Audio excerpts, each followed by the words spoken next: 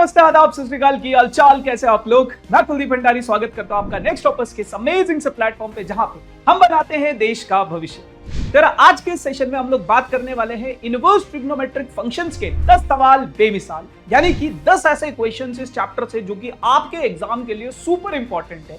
And जैसे कि मैंने आपसे प्रॉमिस किया, मैं इस सीरीज में सिर्फ आपको क्वेश्चंस ही नहीं, क्वेश्चंस के साथ साथ कॉन्सेप्ट्स भी बताऊंगा और बहुत ही क्रिस्प और समराइज्ड वे में कॉन्सेप्ट को हम डिटेल में समझ भी लेंगे। तो बढ़ते आगे बिना किसी देरी के साथ और जानने की कोशिश करते हैं कि कौन से वो 10 सवाल हैं इस चैप्टर के जो सुपर इंपॉर्टेंट है। लेकिन 10 सवाल से पहले कॉन्सेप्ट्स। तो सबसे पहले बात करते हैं इनवर्स ट्रिग्नोमेट्रिक फंक्शन में हम पढ़ने क्या वाले हैं। जैसे देखो, कोई भी फंक्शन जब होता है, जब हम उसके इनवर्स निकाल लेते हैं तो उस फंक्शन को बोला जाता है इन्वर्टिबल फंक्शन, या उस फंक्शन का इनवर्स निकाल सकते हैं। ऐसे ही जब हम ट्रिग्नोमेट्रिक फंक्शन जो हमने 11th क्लास में पढ़ा था उसके जब हम इनवर्स निकालते हैं तो उस चीज को इनवर्स ट्रिग्नोमेट्रिक फंक्शंस के अंदर पढ़ा जाता है। जैसे हमने क्लास 11th में पढ़ा था साइन एक्स। अब यहां पे हम क्या पढ़ेंगे? Sine inverse x, cos inverse x, tan inverse x, cot inverse x, secant inverse x या फिर कॉसेक इनवर्स एक्स। अब इनकी डोमेन और रेंज आप लोगों को पता होनी चाहिए। जैसे साइन इनवर्स एक्स की डोमेन होती है -1 से 1, कॉस इनवर्स एक्स की डोमेन होती है -1 से 1, टैन इनवर्स और कॉट इनवर्स एक्स की जो डोमेन होती है वो होती है all real numbers, secant inverse x और कॉसेक इनवर्स एक्स की डोमेन होती है रियल नंबर -1 से लेके 1 के बीच में जितने भी नंबर्स। ऐसे ही अगर मैं इनकी रेंज, या फिर कभी कभार बेटा इसको प्रिंसिपल वैल्यू भी बोला जाता है या प्रिंसिपल रेंज भी बोला जाता है। तो इनकी जो रेंज है, साइन इनवर्स एक्स की रेंज -π/2 से π/2, कॉस इनवर्स एक्स की रेंज 0 से π, टैन इनवर्स एक्स की रेंज -π/2 से π/2 लेकिन इंक्लूड नहीं है, कॉट इनवर्स एक्स की 0 से π लेकिन इंक्लूड नहीं है, सिकेंट इनवर्स एक्स की रेंज ये है, कॉसेक इनवर्स एक्स की रेंज ये है। तो ऐसे आप अपने इन फंक्शंस की डोमेन और रेंज बस याद रख लेना। अब एक और चीज को समझो। मान लो कोई फंक्शन है आपके पास, जैसे कि y = साइन इनवर्स एक्स। ये आप लोगों के पास एक इनवर्स ट्रिग्नोमेट्रिक फंक्शन है। अब किसी भी इनवर्स ट्रिग्नोमेट्रिक फंक्शन में एक चीज याद रखना, जो x की वैल्यू होती है वो बेटा आपका डोमेन का काम करती है। और जो ये पूरा का पूरा साइन इनवर्स x का आंसर आएगा या फिर जो y का आंसर आएगा बेटा, वो आप लोगों का क्या कहलाएगा? रेंज कहलाएगा। ठीक है जी। तो ये इनवर्स ट्रिग्नोमेट्रिक फंक्शंस की डोमेन और रेंज की कहानी है। अब इस चैप्टर के अंदर हमें कुछ चीजें ध्यान में रखनी है। जैसे कुछ क्वेश्चंस होते हैं हमारे पास। अगर इनवर्स ट्रिग्नोमेट्रिक फंक्शन के अंदर कोई पॉजिटिव वैल्यू आ जाए तो बेटा आपको टेंशन लेने की जरूरत नहीं है। लेकिन अगर कोई नेगेटिव वैल्यू आ जाए तो भी आपको टेंशन लेने की जरूरत नहीं है, क्योंकि कुल्लू सरीज है। अगर साइन इनवर्स के अंदर माइनस नेगेटिव नंबर आ जाता है तो वो माइनस बाहर आ जाता है। हमें क्या करना है? अंदर वाली वैल्यू को पॉजिटिव बनाना होता है, तो वो माइनस बाहर आ जाता है। कॉसेक इनवर्स के अंदर अगर नेगेटिव आ जाएगा तो वो माइनस बाहर खींच लो, अंदर ये पॉजिटिव हो जाएगा। टैन इनवर्स के अंदर अगर नेगेटिव आ जाए तो उस नेगेटिव को बाहर खींच लो और वो पॉजिटिव हो जाता है। लेकिन अगर बेटा minus sign cosec inverse, secant inverse और कॉट इनवर्स के अंदर आ जाए तो बेटा कॉस के अंदर आया तो pi minus cos inverse theta, secant के अंदर आया तो pi minus secant inverse theta, cot के अंदर आया तो pi minus cot inverse theta. आपको बेसिकली इनवर्स ट्रिग्नोमेट्रिक फंक्शन के अंदर वाली वैल्यू को पॉजिटिव बनाना है। तो साइन कोसेक टैन आएगा तो ऐसे होगा, कॉस सिकेंट और कॉट इनवर्स आएगा तो ऐसे होगा। ठीक है जी। अच्छा, ये क्वेश्चंस के लिए बहुत इंपॉर्टेंट है। फिर उसके बाद बेटा आप लोगों के पास है, अगर अपने पास दो प्रॉपर्टीज होती है। पहली प्रॉपर्टी क्या है कि अगर बाहर साइन इनवर्स है, अंदर साइन एक्स है, तो साइन इनवर्स से साइन काट सकते हो, आपके पास बचेगा एक्स। अगर बेटा बाहर साइन है और अंदर साइन इनवर्स एक्स है तो साइन से साइन इनवर्स अभी भी कटेगा और बचेगा एक्स। यहां पे जो एक्स की वैल्यू आएगी बेटा वो इनवर्स ट्रिग्नोमेट्रिक फंक्शन की रेंज होगी, और यहां पे जो एक्स की वैल्यू आएगी वो इनवर्स ट्रिग्नोमेट्रिक फंक्शन की डोमेन होगी। जरूरी नहीं है ये साइन के ही केस में हो, कॉस में भी सेम चीज होगी, टैन में भी सेम चीज होगी और कॉट में भी सेम चीज होगी। कॉस इनवर्स से कॉस कटेगा, एक्स बचेगा। मान लो अगर बाहर टैन है, अंदर टैन इनवर्स एक्स है, तो टैन से टैन इनवर्स कटेगा और एक्स बचेगा। तो हर जगह ये चीज फॉलो होगी। अब अगर बेटा बाहर कॉस इनवर्स है तो जो एक्स की वैल्यू आएगी तो वो उस कॉस इनवर्स की रेंज से बिलोंग करेगा। लेकिन अगर बाहर टैन है तो जो एक्स की वैल्यू आएगी वो इस इनवर्स ट्रिग्नोमेट्रिक फंक्शन टैन की डोमेन से बिलोंग करना चाहिए। ठीक है जी। फिर उसके बाद बेटा कुछ प्रॉपर्टीज होती है अपने पास। एनसीईआरटी में ये प्रॉपर्टीज नहीं मेंशन है बट बहुत इंपॉर्टेंट है। Sine inverse X plus cos inverse X π/2 के बराबर। tan inverse x plus cot inverse x pi by 2 के बराबर, cosec inverse x plus secant inverse x pi by 2 के बराबर। वैसे ही tan inverse x plus tan inverse y is equal to tan inverse x plus y upon में 1 minus X Y. tan inverse x minus tan inverse y is equal to tan inverse x minus y upon में 1 plus x y. 2 tan inverse x का formula हो जाता है tan inverse 2x upon में 1 minus x square. Again questions आने के chances कम रहते हैं, बट याद कर लेना। फिर sine inverse 1 upon x cosec inverse x, cos inverse 1 upon x secant inverse x, tan inverse 1 upon x cot inverse x. तो ये सभी फॉर्मूले आप लोगों को याद होने चाहिए। एनसीईआरटी में सिर्फ इतना है, इनवर्स ट्रिग्नोमेट्रिक फंक्शन, खत्म। इसके अलावा और कुछ नहीं है। थोड़ा बहुत ये इसके बारे में बात करी गई है, बट इतना ही है। फिर उसके बाद बेटा ग्राफ्स के बारे में भी देख लो। साइन इनवर्स एक्स का ग्राफ ऐसा बनता है, -1 से 1 के बीच में, -π/2 से π/2 के बीच। कॉस इनवर्स एक्स का ग्राफ ऐसा बनता है, कॉसेक इनवर्स एक्स का ग्राफ ऐसा बनता है, सेकंड इनवर्स एक्स का ग्राफ ऐसा बनता है, tan इनवर्स एक्स का ऐसा बनता है, कॉट इनवर्स एक्स का ऐसा बनता है। बाकी इनकी डोमेन और रेंज तो मैं ऑलरेडी पहले ही बता चुका हूं आपको। ग्राफ से रिलेटेड क्वेश्चंस आने के चांसेस रहते हैं। 1 मार्कर भी आ सकता है, 2 मार्कर भी आ सकता है। अभी अपन करेंगे भी, कुछ क्वेश्चंस डिस्कस भी करेंगे, तो आपको क्लियर हो जाएगा कि किस टाइप के क्वेश्चंस आएंगे, कैसे हमें उन्हें सॉल्व करना है। अब जैसे पहला सवाल अगर मैं आप लोगों को दिखाऊं, if tan inverse x is equals to y, tan inverse x y के बराबर है, तो आपको y की वैल्यू बतानी है क्या होगी। अब ध्यान से सुनो, मैंने अभी थोड़ी देर पहले आपको एक चीज बताई थी कि अगर बेटा y is equals to tan inverse x के बराबर है, तो इस क्वेश्चन में जो x होगा वो किसको बिलोंग करेगा बेटा, इसकी डोमेन को। और जो y होगा बेटा वो किसको बिलोंग करेगा, इसकी रेंज को tan इनवर्स x की। तो tan इनवर्स x की जो रेंज होती है वो क्या होती है दोस्तों, -π/2 से π/2 के बीच में। तो यही हमारे पास क्या हो जाएगा, यही हमारे पास y की वैल्यू हो जाएगी। तो option number C is the correct one. -π/2 से y बड़ा होगा और π/2 से y छोटा होगा। क्लियर। अगला सवाल बहुत प्यारा सवाल है, सीबीएसई 2024 में भी पूछा गया और मल्टीपल टाइम्स ऐसे क्वेश्चंस आपके पास पूछते हैं। कहता है क्या है, find the value of k। आपको k की वैल्यू निकालनी है अगर ये एक इक्वेशन दी गई है।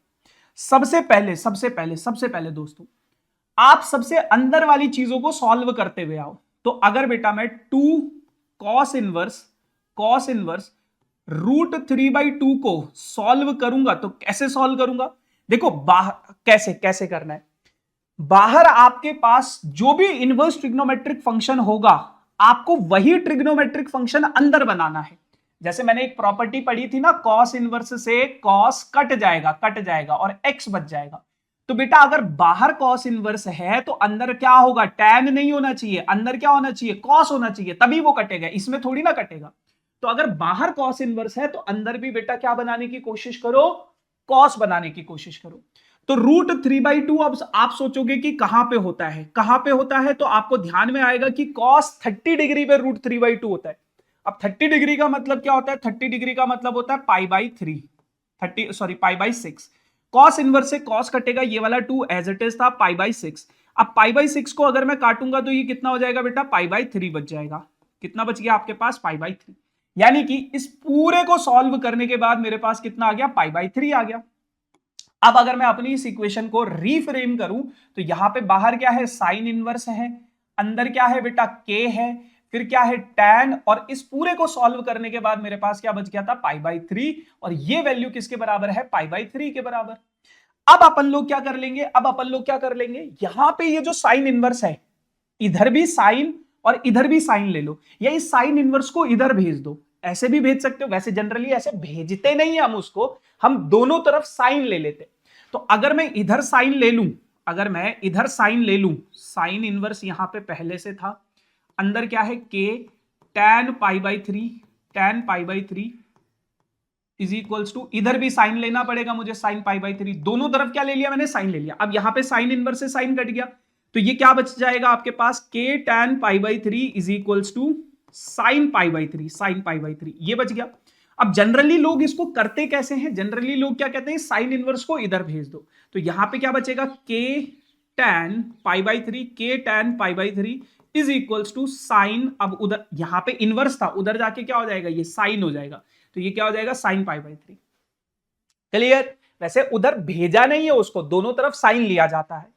ठीक है, अब ये हो जाएगा के टैन π/3 की वैल्यू हो जाती है √3, है ना, 60 डिग्री, और इसकी वैल्यू हो जाएगी √3/2। तो √3 से √3 कट जाएगा, के की वैल्यू आ जाएगी बेटा आपके पास 1/2। तो ये इस क्वेश्चन का आंसर हो जाएगा। क्लियर। अगला सवाल, again one of the beautiful question, बहुत प्यारा ये सवाल है और बहुत ही अमेजिंग, बहुत इंपॉर्टेंट भी है, बहुत इंपॉर्टेंट टाइप का क्वेश्चन है ये। कहता है cos inverse x plus cos inverse, ये चीजें बोली गई है, आपको सॉल्व करना है इसको। तो हमें पता है इनवर्स ट्रिग्नोमेट्रिक फंक्शन में दो चीजें होती है, या तो बाहर इनवर्स ट्रिग्नोमेट्रिक फंक्शन होगा और अंदर कोई ट्रिग्नोमेट्रिक फंक्शन होगा, या फिर बाहर कोई इनवर्स ट्रिग्नोमेट्रिक फंक्शन होगा और अंदर क्या होगा, कोई वेरिएबल होगा। तो अगर बाहर बेटा इनवर्स ट्रिग्नोमेट्रिक फंक्शन है, अंदर ट्रिग्नोमेट्रिक फंक्शन है, तो कोई दिक्कत वाली बात नहीं है। लेकिन बाहर इनवर्स ट्रिग्नोमेट्रिक फंक्शन है और अंदर अगर कोई वेरिएबल आ गया, तो अब आपको इस वेरिएबल में कोई ट्रिग्नोमेट्रिक फंक्शन सब्स्टिट्यूट करना पड़ेगा। और क्या सब्स्टिट्यूट करोगे समझते हैं। मान लो मैं x की जगह पे cos थीटा सब्स्टिट्यूट कर देता हूं, x की जगह पे cos थीटा सब्स्टिट्यूट कर देता हूं। करके देख लेते हैं। आप cos, sin, tan कुछ भी सब्स्टिट्यूट कर सकते हो, लेकिन जो रेलेवेंट वैल्यू होनी चाहिए वही आप सब्स्टिट्यूट करोगे। अब cos थीटा सब्स्टिट्यूट करने से क्या हुआ, यहां पे तो बन गया दोस्तों cos inverse x as it is, plus यहां पे क्या है cos inverse as it is, x की जगह पे cos थीटा अपॉन में 2 प्लस अंडर रूट 3 देखो दोनों से कॉमन ले लिया तो अंदर क्या बचेगा 1 माइनस एक्स स्क्वायर, और x की जगह पे क्या रख दिया मैंने cos square theta divided by 2, ये बच गया। अच्छा, अब अगर मैं इसको फर्दर सॉल्व करूं तो ये देखो cos इनवर्स x तो एज इट इज बेटा, प्लस cos इनवर्स इधर क्या हो गया, इधर मैं इसको ऐसे लिख सकता हूं 1/2 इंटू कॉस थीटा। अच्छा, प्लस यहां पे अगर मैं √3 कॉमन ले लूं और इसके नीचे 2 लिख दिया, इंटू में under root 1 minus cos square theta as it is छोड़ दिया। अब ये 1 माइनस कॉस स्क्वायर थीटा क्या हो जाता है दोस्तों, under root sine square theta. अब अगर मैं स्क्वायर से स्क्वायर हटा दूं तो ये पूरी की पूरी वैल्यू मेरे को साइन थीटा दे देगी, ये पूरी की पूरी वैल्यू मेरे को साइन थीटा दे देगी। क्लियर। अच्छा, अब मेरे को थोड़ा सा दिमाग में आया, बाहर cos इनवर्स है, अंदर मैं क्या बनाना चाहता हूं cos, तभी तो cos इनवर्स से cos कटेगा।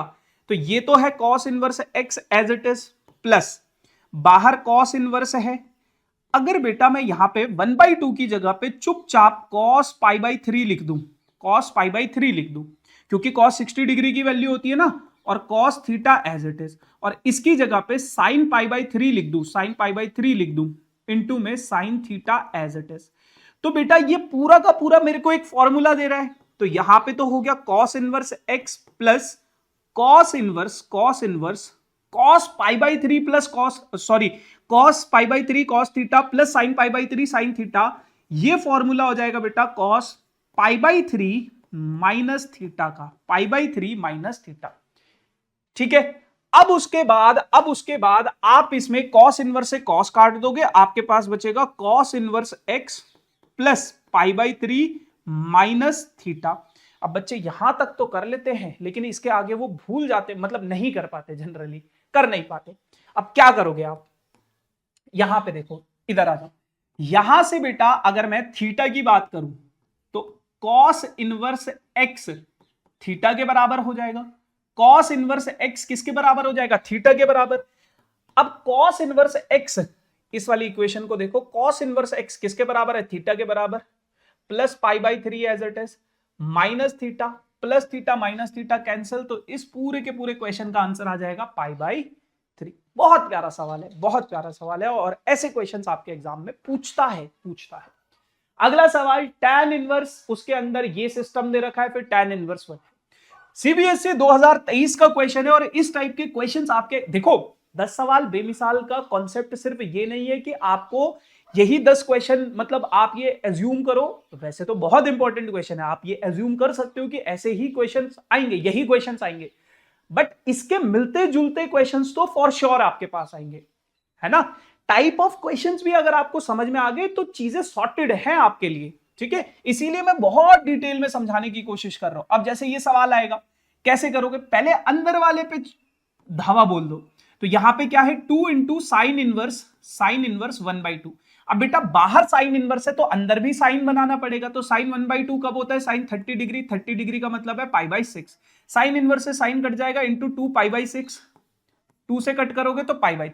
तो इस पूरे की वैल्यू मेरे पास निकल कर आ गई π/3। अब मैं चीजें सब्स्टिट्यूट करूंगा।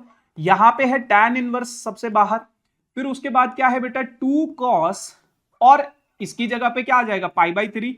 एंड यहां पे क्या है, यहां पे क्या है प्लस tan इनवर्स 1, और 1 की जगह पे क्या मैं tan π/4 लिख सकता हूं, ताकि tan इनवर्स से tan कट जाए। अब बेटा यहां पे tan inverse as it is है, cos π/3 यानी कि cos 60 डिग्री, cos 60 डिग्री की वैल्यू होती है 1, तो सॉरी 1/2, तो ये कट जाएगा, प्लस tan इनवर्स से tan कटेगा तो यहां पे बचेगा π/4।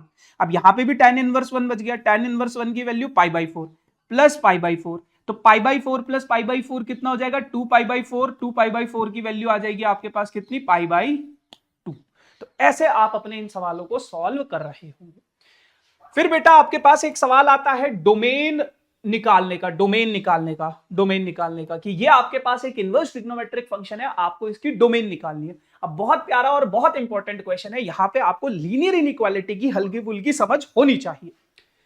ध्यान से देखना, अगर बेटा मेरे पास होता साइन इनवर्स x अगर होता, तो बेटा आपको पता है साइन इनवर्स के अंदर जो भी वैल्यू होती है वो डोमेन कहलाती है। ये पूरी की पूरी वैल्यू क्या होगी, डोमेन। अब इसका मतलब क्या होता है, डोमेन क्या होता है साइन इनवर्स x का, -1 से लेके 1 के बीच में रहता है, यानी कि x की वैल्यू -1 से 1 के बीच में होनी चाहिए। मान लो साइन इनवर्स के अंदर थीटा है, ये है एक रेक्टेंगल है, तो इसका मतलब क्या है, ये रेक्टेंगल की वैल्यू -1 से बड़ी होनी चाहिए और 1 से छोटी होनी चाहिए। साइन इनवर्स के अंदर जो भी वैल्यूज आप डालोगे वो बेटा -1 से 1 के बीच में ही डाल सकते हो। साइन इनवर्स के अंदर जो भी वैल्यू आप डालोगे वो -1 से 1 के बीच में ही डाल सकते हो। अब साइन इनवर्स के अंदर यहां पे क्या है ये, तो इसका मतलब साइन इनवर्स के अंदर जो भी वैल्यू होगी वो बेटा -1 से 1 के बीच में रहेगी। पहली चीज तो ये समझने वाली है यहां पे। फिर बेटा आपने 11th क्लास में इनइक्वालिटीज को सॉल्व किया है, तो आप इसको थोड़ा अपना दिमाग लगा के सॉल्व कर सकते हो। आप कहोगे कि यार मैंने इधर भी +4 कर दिया, इधर भी +4 कर दिया, और इधर भी +4 कर दिया, 1 + 4, इधर भी +4 कर दिया। यहां पे तो -4 + 4 कैंसिल, यहां पे बचा 3, तो ये बचेगा x² 5। अब बेटा कभी भी हमेशा याद रखना, कभी भी अगर ऐसी कोई इनइक्वालिटी आ जाए x² is greater than a but less than equals to b, ऐसा अगर आ जाए और आपको x की वैल्यू निकालनी हो, तो ध्यान से समझना क्या हो जाएगा। अगर बेटा आपको x की वैल्यू निकालनी है तो x की वैल्यू हमेशा ग्रेटर देन इक्वल टू होगा -b से बड़ा और -a से छोटा, और x की वैल्यू बेटा a से बड़ी होगी और b से छोटी होगी। बस ये आपको इनइक्वालिटी में क्लास 11th में सिखाया गया होगा। अब यही सेम कंडीशन यहां पे है, ये मेरा a है, ये मेरा b है, सॉरी अंडर रूट, ये अंडर रूट के अंदर, ये अंडर रूट के अंदर, ये भी अंडर रूट के अंदर। अब ये मेरा a है, ये मेरा b है। अगर मैं x की वैल्यू निकालना चाहता हूं तो -√b से x बड़ा होगा और -√a से x क्या होगा, छोटा होगा, और √a से x बड़ा होगा और √b से x क्या होगा, छोटा। नेगेटिव में ये आगे आ जाएगा, ये पीछे चला जाएगा, और पॉजिटिव में जो था वो एज इट इज। तो x की वैल्यू जो होगी बेटा, वो √-5 से लेके -√3 तक, और का मतलब यूनियन, और √3 से लेके बेटा √5 तक रहेगा। और जो x की वैल्यू होती है वही आपका डोमेन होता है। तो इस क्वेश्चन का जो डोमेन है वो आपके पास ये है, ठीक है। डोमेन मतलब जो हम x की वैल्यू सब्स्टिट्यूट कर सकते हैं। फिर आपके पास इस टाइप के क्वेश्चंस आते हैं, कैसे सॉल्व करोगे। देखो यहां पे अब आपको देखो इनवर्स ट्रिग्नोमेट्रिक फंक्शन में आपको ग्रेड 11th की बेसिक ट्रिग्नोमेट्री आनी चाहिए। जैसे ये सवाल है, कॉस इनवर्स बाहर है, अंदर कॉस है, कॉस के अंदर माइनस है, अब बहुत सिंपल सी कहानी है, कॉस के अंदर बेटा अगर कभी भी माइनस थीटा होता है तो हमें सबसे पहले अंदर वाली चीजों को पॉजिटिव बनाना है। पॉजिटिव कैसे बनाओगे? 11th क्लास में सीखा था, फोर्थ क्वाड्रेंट में कॉस क्या हो जाता है? पॉजिटिव हो जाता है। तो बस सेम प्रॉपर्टी अगर मैं यहां पे लगाऊं, यहां बाहर cos inverse as it is है, यहां पे कॉस है, कॉस के अंदर माइनस थीटा है, तो वो ऑटोमेटिकली पॉजिटिव हो जाता है 7π/3। ये है। अब बेटा बहुत सारे बच्चे कॉस इनवर्स से कॉस काट देते हैं और आंसर लिख देते हैं 7π/3, जो कि हमारा गलत हो जाता है, जो कि हमारा गलत हो जाता है। क्यों गलत हो जाता है? जब भी हम ऐसे कॉस इनवर्स से कॉस या साइन इनवर्स से साइन काटेंगे तो जो आंसर आ रहा है, मैंने बोला था ना आपको ये भी चेक करना है क्या ये इसकी डोमेन से, सॉरी रेंज से बिलोंग कर रहा है या नहीं। क्या ये कॉस इनवर्स की रेंज से बिलोंग कर रहा है या नहीं। तो आप देखोगे 7π/3 का मतलब क्या है? 7 180 अपॉन में 3 यानी कि 60, 7 3 210, 210। और 0 से पाई का मतलब क्या है? 0 यहां पे पाई यानी कि 180 डिग्री, और 210 कहां है? यहां।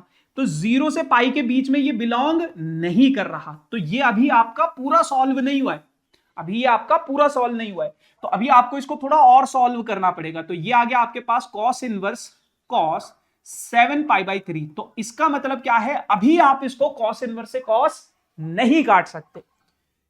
अगर अभी नहीं काट सकते तो कैसे करेंगे? अब ये cos 7π/3 है, इसको मैं थोड़ा सा और सॉल्व करूंगा। cos 7π/3 को बेटा जैसे हमने 11th ग्रेड में चीजें सीखी थी ना, ऐसे लिख सकता हूं cos 2π - π/3 या प्लस π/3। 3 2 6, 6 प्लस π/3 यानी कि 7π/3। अब देखो 2π कहां पे है? यहां पे है। 2π में π/3 ऐड कर दोगे तो कौन से क्वाड्रेंट में आ गया? फर्स्ट क्वाड्रेंट में। फर्स्ट क्वाड्रेंट में cos क्या होता है? पॉजिटिव। तो cos π/3 इसका आंसर आ जाएगा। यानी कि cos 7π/3 किसके बराबर है? cos π/3 के बराबर है।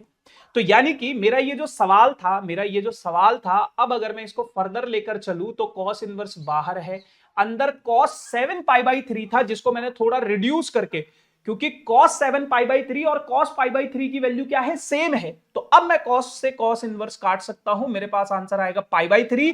और अगर अब आप देखोगे तो ये 0 से पाई के बीच में बिलोंग कर रहा है, क्योंकि π/3 होता है 60 डिग्री। तो ये 0 से π/3 के पाई के बीच में बिलोंग कर रहा है, यानी कि यही हमारा फाइनल आंसर हो गया। क्लियर? अगला सवाल है आप लोगों के पास, जैसे draw the graph of the following function. Sign inverse x का आपको ग्राफ ड्रॉ करना है। अब देखो मैंने आपको स्टार्टिंग में ग्राफ भी दिखाए थे, ये साइन इनवर्स एक्स का ग्राफ होता है ऐसा, उल्टा फा, ये सीधा फा। तो ये फा जो है साइन इनवर्स एक्स का ग्राफ होता है। अब इस ग्राफ में और इस क्वेश्चन में क्या डिफरेंस है वो समझना। पहले मैं इसके लिए साइन इनवर्स एक्स का ग्राफ बनाता हूं। अगर मान लो मेरे पास होता y = sign inverse x, simple इतना होता, तो मैं साइन इनवर्स एक्स का ग्राफ कैसे बनाता?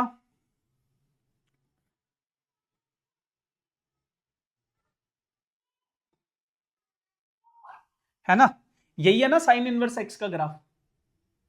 ठीक है, तो ये वैल्यू मेरे पास कितनी है? ये वैल्यू है मेरे पास 1, और ये वैल्यू कितनी है मेरे पास? -1। यहां पे है अपने पास कितना? π/2, और यहां पे है अपने पास कितना? -π/2। ये क्या है? साइन इनवर्स एक्स का ग्राफ है।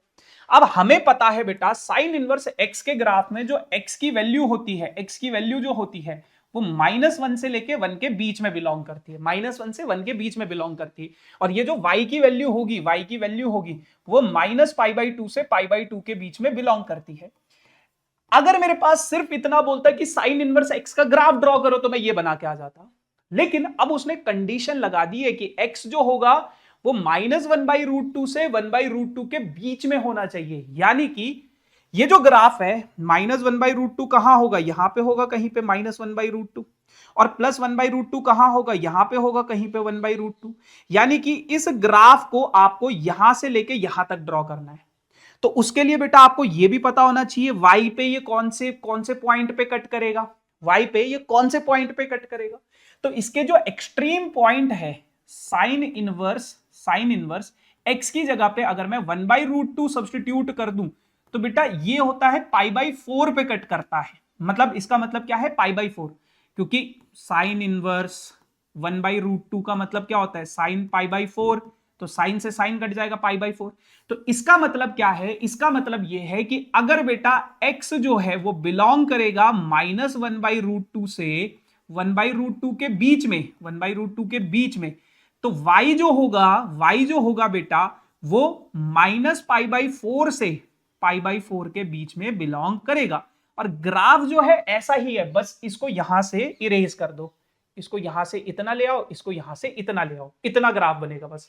तो इसको थोड़ा बड़ा करके बना दो आप लोग, बस क्या दिक्कत है, ऐसा और ऐसा बना दो। तो ये वैल्यू क्या है यहां पे 1/√2, और 1/√2 पे y एक्सिस को कौन से पॉइंट पे कट करेगा π/4 पे। ऐसे ही ये वाली वैल्यू क्या हो जाएगी -π/4, और ये वैल्यू क्या हो जाएगी -1/√2। तो ऐसे आप अपने किसी भी फंक्शन का ग्राफ ड्रॉ कर सकते हो। कोई भी सवाल आ जाए तो आपको बेसिक फंडा क्लियर होना चाहिए बस, ठीक है। अगला सवाल है साइन इनवर्स कॉस। ये अब देखो, बाहर साइन इनवर्स है, अंदर कॉस है, बाहर साइन इनवर्स है, अंदर कॉस है, तो कैसे करोगे? सबसे पहले अंदर वाले को थोड़ा सिंप्लीफाई करो, अंदर वाले को थोड़ा सिंप्लीफाई करो। कैसे? देखो कॉस 33 π/5, ऐसे क्वेश्चन हमने 11th क्लास में किए हुए। कैसे करूंगा? क्या मैं इसको ऐसे लिख सकता हूं, cos 6π प्लस 3π/5, 6 5 30 होता है, 30 प्लस 3 33। तो इसका मतलब क्या है, cos 6π कहां पे होता है? यहां पे आएगा cos 6π। और अगर मैं इसमें 3π/5, 3π/5 का मतलब क्या होता है 3 180 अपॉन में 5, यानी कि 5 3 और 5 3 15, 3 0 6 5 30, यानी कि 108। तो वो यहां पे पहुंच जाएगा, कहीं यहां पे 108, यानी कि यहां पे पहुंच जाएगा। तो ऐसे लिख सकता हूं। अब cos 6π प्लस 3π/3, तो ये क्या हो जाएगा cos 3π/5 के बराबर। अब अगर मैं इसको फर्दर और थोड़ा और सॉल्व करूं, तो और कैसे सॉल्व कर सकता हूं? क्या मैं इसको ऐसे लिख सकता हूं cos π/2 प्लस π/10। अब कैसे अगर मैं इन दोनों को सॉल्व करूंगा, देखो आपको कैसे सोचना होता है। जैसे मैं π/2 में कितना ऐड करूं कि मेरे को 3π/5 मिल जाए, यही चाहिए था मुझे। π/2 में कितना ऐड करूं कि 3π/5 मिल जाए। तो थीटा अगर मैं निकालना चाहता हूं तो 3π/5 इज इक्वल्स टू -π/2 हो जाएगा। अब एलसीएम लोगे 10 आएगा, 6π माइनस 5π इज इक्वल्स टू π/10 हो जाएगा। तो इसका मतलब cos π/2 में अगर मैं π/10 ऐड कर दूं तो cos 3π/5 बन जाएगा। अब देखो cos बेटा π/2 पे चेंज हो जाता है, cos किस में चेंज हो जाता है? साइन में चेंज हो जाता है। और π/2 प्लस थीटा, यानी कि कौन सा क्वाड्रेंट आ गया? सेकंड। और सेकंड क्वाड्रेंट में cos क्या होता है? नेगेटिव होता है। तो इसके साथ साथ बेटा माइनस साइन भी आएगा। तो इस पूरे का वैल्यू माइनस साइन π/10 के बराबर होगा। तो अब आपके पास जो सवाल था वो ये बन चुका है साइन इनवर्स। और मैंने ऐसा क्यों किया? क्योंकि बाहर साइन इनवर्स था तो अंदर भी मुझे साइन ही लाना है, साइन से कॉस थोड़ी ना कट जाएगा, तो साइन लाना पड़ेगा। तो बाहर साइन इनवर्स है, अंदर हो जाएगा बेटा माइनस साइन π/10 के बराबर।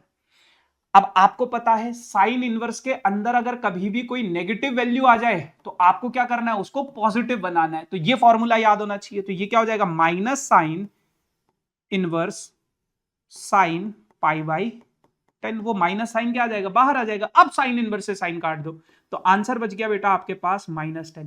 अभी आप नहीं काट सकते, जब तक ये नेगेटिव साइन बाहर नहीं आएगा तब तक नहीं काट सकते। अब ये भी चेक करना है क्या ये साइन इनवर्स की रेंज से बिलोंग कर रहा है, -π/2 से π/2 के बीच में बिलोंग कर रहा है। तो हाँ, ये π/2 से -π/2 के बीच में बिलोंग कर रहा है, चेक कर सकते हो आप। ठीक है, चलो अगला सवाल आपके पास साइन इनवर्स साइन 13π/7, ये क्वेश्चन है। अब अगेन वैसे ही करेंगे, पहले इसको बहुत सारे बच्चे इसको काट के 13π/7 लिख देंगे, लेकिन ये 13π/7 इसके रेंज से बिलोंग नहीं कर रहा है बेटा, ये इसकी रेंज से बिलोंग नहीं कर रहा है। अब चेक कर लेना।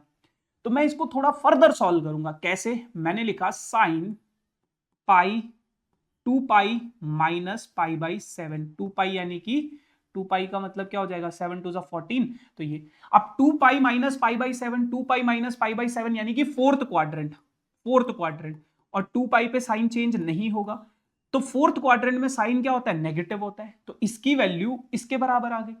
अब बेटा बाहर साइन इनवर्स है, अंदर क्या है माइनस पाई बाई 7, तो बेटा अभी थोड़ी देर पहले हमने एक प्रॉपर्टी पढ़ी है, इस साइन को नेगेटिव को बाहर ले आओ, यहां पे क्या बचेगा साइन पाई बाई 7, तो साइन इनवर्स से साइन कट जाएगा, तो माइनस पाई बाई 7 आपका आंसर आ जाएगा। क्लियर इतनी बात? तो ऐसे इसको सॉल्व कर लोगे। एक आखिरी सवाल आप लोगों के पास, क्वेश्चन नंबर 10, उसके बाद एक क्वेश्चन मैं आप लोगों के लिए होमवर्क के लिए दूंगा, जिसका आंसर आप लोग मुझे कमेंट सेक्शन में बताओगे। ये सवाल देखो, अब बाहर अगर कोई इनवर्स ट्रिग्नोमेट्रिक फंक्शन है और अंदर अगर कोई ट्रिग्नोमेट्रिक फंक्शन आ जाए, तो अंदर वाले को देखो, बाहर टैन है तो अंदर भी आपके पास टैन होना चाहिए, तो टैन से टैन इनवर्स से टैन तभी तो कटेगा, लेकिन अंदर तो कुछ कुछ चीजें दे रखी है, तो इसको सिंप्लीफाई करो। कैसे करोगे? मेरा ध्यान सिर्फ और सिर्फ इस पे है, cos x अपॉन में 1 माइनस साइन एक्स। कैसे सिंप्लीफाई करूंगा मैं इसको? क्या मैं इस cos, आपको एक आइडेंटिटी याद होगी cos 2 थीटा की, cos square theta minus sign square theta, ये आइडेंटिटी याद है। अब अगर मैं इस 2 थीटा की जगह पे x लिख दूं, तो ये क्या हो जाएगा cos स्क्वायर थीटा की जगह पे x/2 minus sine square x/2। ये कुछ कुछ आइडेंटिटीज हैं जो आपको याद रखनी है, ठीक है? तो इसमें क्या हो जाएगा cos square x/2 minus sine square x/2 divided by 1 minus sine x.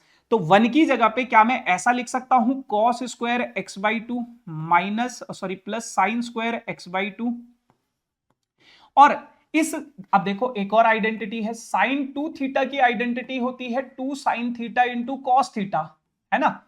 ऐसे ही बेटा साइन x की आइडेंटिटी क्या हो जाएगी 2 sign x/2 into cos x/2, ये इसकी आइडेंटिटी हो जाएगी। अब अगर मैं यहां पे चीजों को रखता हूं माइनस साइन x की जगह पे 2 साइन x/2 इंटू में कॉस x/, ये हो गया। बस अगर इतनी बात समझ में आ गई तो अब इस सवाल में कुछ नहीं बचा है बेटा।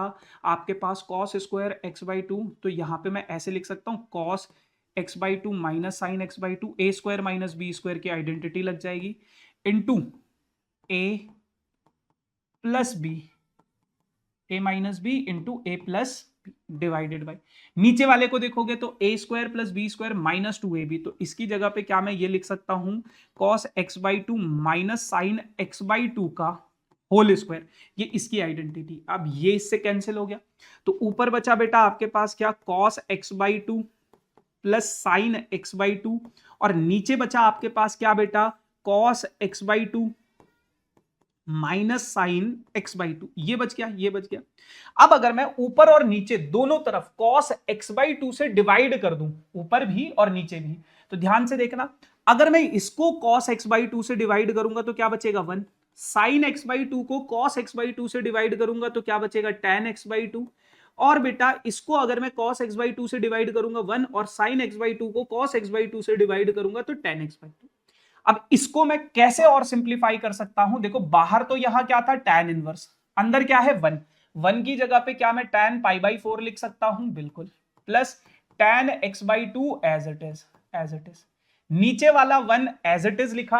अब यहां पे tan x/2 को 1 से मल्टीप्लाई करोगे कोई फर्क नहीं पड़ेगा, और उस 1 की जगह पे tan π/4 लिख सकते हैं, क्योंकि tan π/4 की वैल्यू 1 होती है, इनटू में tan x/2। अब ऐसा क्यों किया गया? ऐसा इसलिए किया गया बेटा, ताकि ये जो अंदर बन रही है चीजें, ये एक फॉर्मूला बन रहा है। ये क्या बन रहा है? एक फॉर्मूला बन रहा है। और किसका फॉर्मूला बन रहा है? tan π/4 प्लस x/2 का, इसका फॉर्मूला बन रहा है।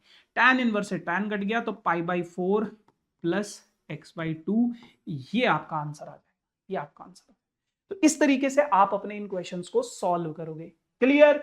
अब एक सवाल आप लोगों के लिए ये है, इसका आंसर आप लोग मुझे कमेंट सेक्शन में जरूर बताना। ध्यान से देख लो ये सवाल, इसका आंसर इनमें से क्या है?